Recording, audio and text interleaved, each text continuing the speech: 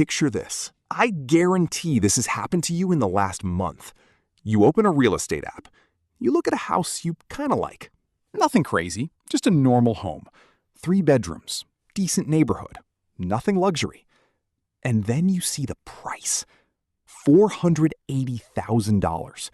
You pause, because just a few years ago, that same house was $300,000. But here's the part that really hits you. You check the monthly payment, and suddenly, that $300,000 house that used to cost around $1,400 a month is now closer to $3,000 a month. Same house, same walls, same neighborhood, double the cost. And that's the moment it hits you. Something is seriously wrong. So what just happened to the housing market? Because prices didn't crash, but affordability did. And once you understand what actually changed, you'll realize this isn't temporary. This is a completely different game now. My name is Eric, and I spend way too much time thinking about the hidden mechanics of money and the invisible forces that decide whether people move forward or quietly fall behind. If you feel like houses are getting further out of reach, your income isn't keeping up, and no matter how hard you work, you're still stuck renting, you're not imagining it. And more importantly, it's not your fault. But it is something you need to understand. Because the housing market didn't just get expensive, it fundamentally changed. Let's start with the most confusing part, because this is what's driving everyone crazy. People expected prices go up, market crashes. But that didn't happen. Instead, prices stayed high, mortgage rates exploded, and buyers disappeared.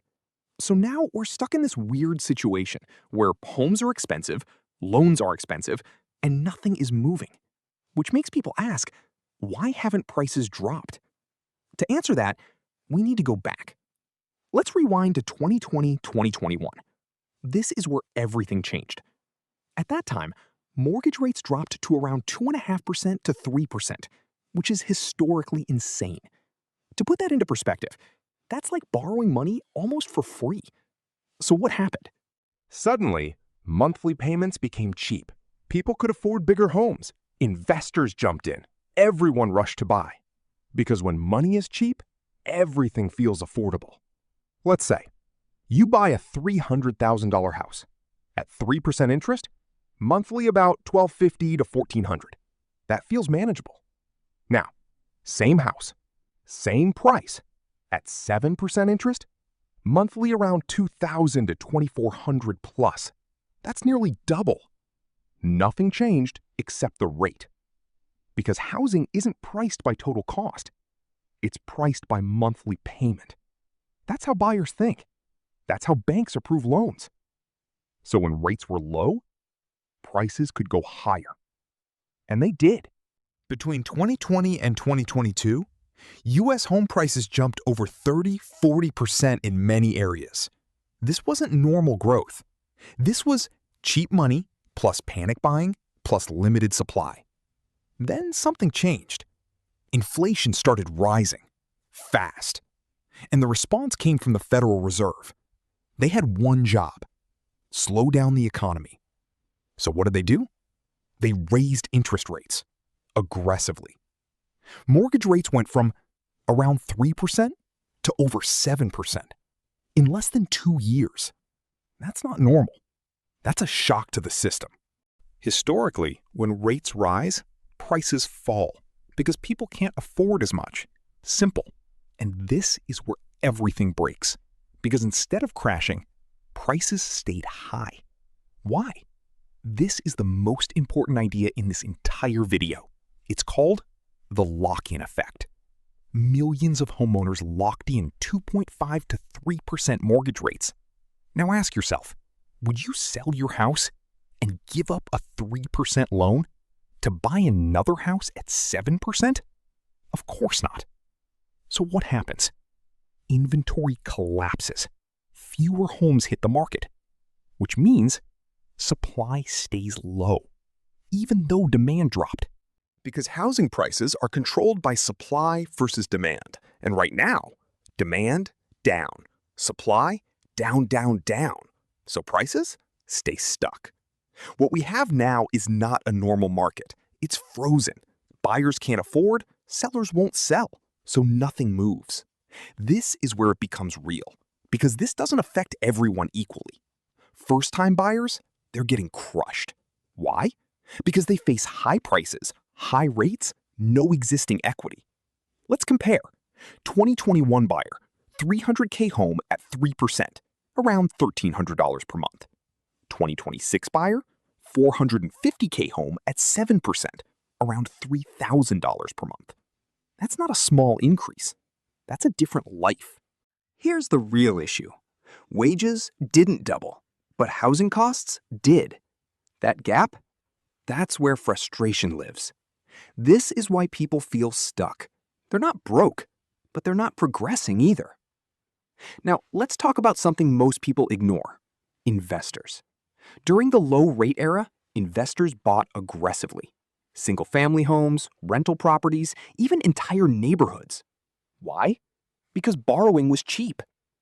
Now investors are pulling back because high rates equals lower profit margins, which removes a major source of demand. Because again, supply is still too low, even without investors. People keep waiting for a crash, but they're thinking about the wrong crisis. This is not 2008. Back then, bad loans, over-leveraged buyers, massive foreclosures. Now, stronger borrowers, fixed-rate mortgages, low supply, completely different setup. So now you understand what happened. Rates exploded, prices stayed high, inventory collapsed. But the real question is, what should you do right now? Buy? Wait? Keep renting?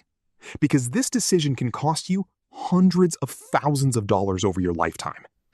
Most people think, I'll just wait for prices to crash. Sounds logical, but here's the problem. That strategy assumes a crash is coming. And right now, the data doesn't support that. Let's be clear. For a crash to happen, you need massive supply, forced selling, financial distress. But today, most homeowners locked in low rates. Very few are forced to sell. Lending standards are stricter than before. So instead of a crash, we get something else.